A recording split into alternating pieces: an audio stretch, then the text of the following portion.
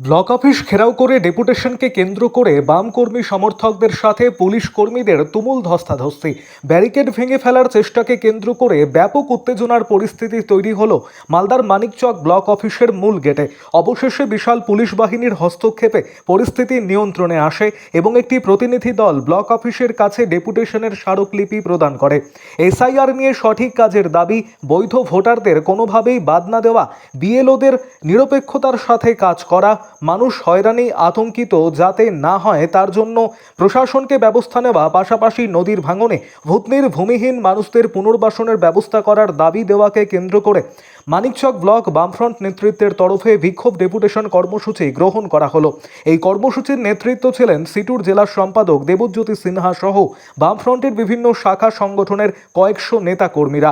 Block প্রশাসনের কাছে ১৩ দফা দাবি নিয়ে ডেপুটেশনের এই স্মারকলিপি প্রদান করা হয়।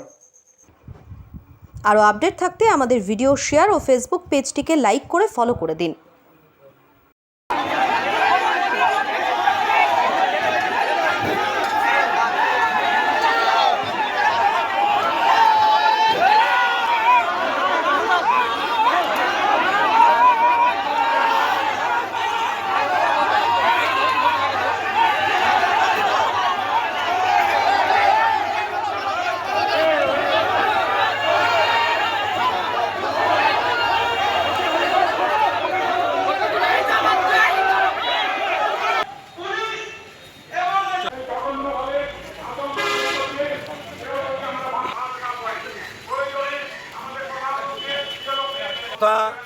এসআইআর নিয়ে মানুষের মধ্যে আতঙ্ক আছে।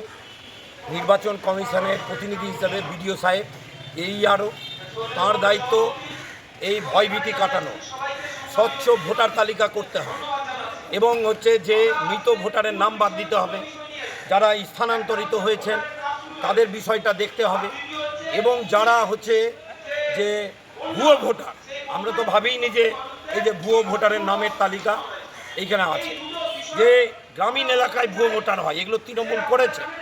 ভুয়ো অফিসার, ভুয়ো ভোটার এই জামানায় চলছে এবং যে প্রকৃত জেনুইন ভোটারের নাম বাদ দেওয়া যাবে না। আমাদের ব্লকে স্পেশাল দুটো বিষয় আছে। এক, গঙ্গা ভাঙন, বারবার বাড়ি চেঞ্জ করেছে। বহরমপুরের প্রায় 800 ভোটার বিপদে পড়েছেন। 98 সালে পঞ্চায়েতে ভোট দিলেন, 2002-এ গিয়ে তাদের নাম খুঁজে পাওয়া যাচ্ছে না। পরিযায়ী শ্রমিক যারা বাইরে আছেন স্বামী স্ত্রী নিয়ে, এমনকি চুক্তি ভিত্তিতে 2 বছরের জন্য দুবাইয়ে যারা আছেন তাদের ক্ষেত্রে কী হবে, অনলাইন জানেন না, তাদের ফর্ম পূরণের ব্যাপার আছে।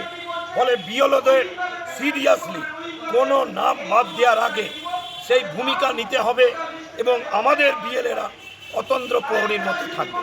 তার সাথে নদী ভাঙনে যে মানুষগুলো ভিটে মাটি হারিয়েছে তাদের 1 মাসের মধ্যে 400 করে জায়গা দিতে হবে।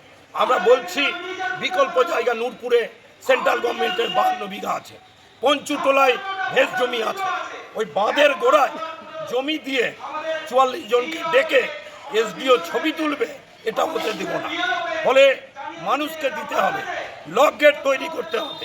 যতদিন যোগাযোগ ব্যবস্থা উন্নত হচ্ছে না, ওই নৌকা একেবারে সীমাহীন চুরি চলছে, মানুষকে হয়রানি করা হচ্ছে। বোট টাঙাতে হবে, গদায়ে হাইল্যান্ড তৈরি করতে হবে।